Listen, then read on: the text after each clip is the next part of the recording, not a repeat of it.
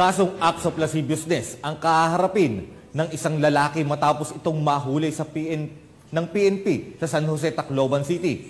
Ang buong detalye ng report mula kay Patrolwoman Maria Elena Singian.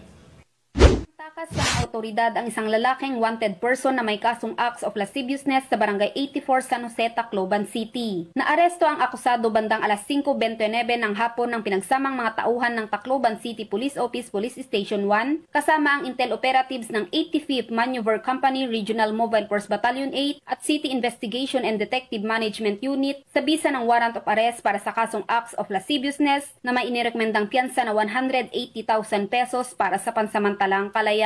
Ang akusado ay dinala sa Tacloban City Police Office Police Station 1 para sa kaukulang dokumentasyon at tamang disposisyon. Ang pambansang pulisya ay hindi titigil sa pagtugis sa mga nagkasala at patuloy na nagkakasala sa batas upang mapanatili ang kaayusan, kapayapaan at katahimikan sa ating bansa. Dahil sa bagong Pilipinas, ang gusto ng pulis, ligtas ka.